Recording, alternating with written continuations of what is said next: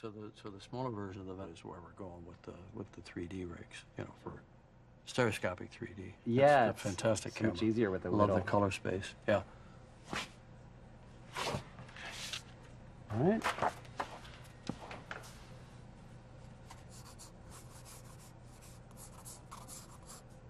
I was drawing since I was, 6 or 7, I guess. My way of processing everything was to draw it, study it. I think it's the same part of your brain that is your dream engine.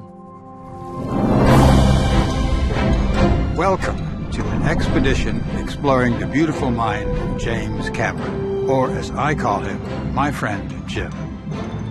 I'm Dr. Joe MacInnis, physician, scientist, deep-sea explorer, your guide into the depths of his genius.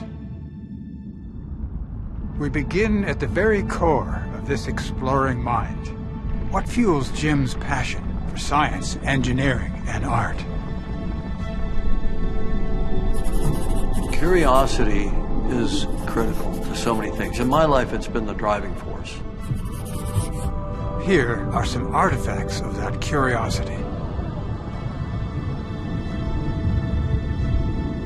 Since his first dives to Titanic, Jim's done his utmost to unravel the ocean's secrets.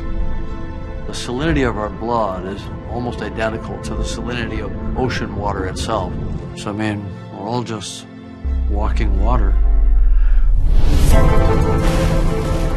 I was in a state of pure existential terror about what I was going to be when I grew up. I was born in the town of Kapuskasing. I think it was so hard for me to imagine going beyond that world.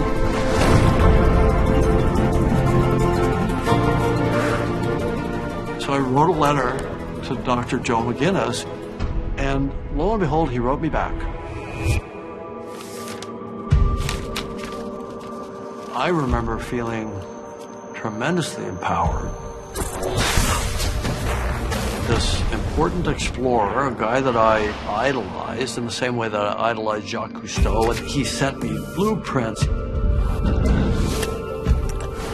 was such a validating moment. And he basically said, yeah, kid, go for it. That's amazing. The magic of mentorship set in motion that day will fuel Jim's passion for the impossible. When you're tackling a hard problem, whether that's a movie, whether that's an expedition, there's something about that 60s spirit of exploration that infuses everything that I try to do, which is get beyond where the headlights have seen previously. Sometimes the smallest things we do have a profound impact. And I think that's the big lesson for kids out there that are feeling ambitious or seem to be driven by something that they can't quite explain. Just follow that. Don't question it. If you're doing it when you're supposed to be doing your homework, that's the thing you should be doing.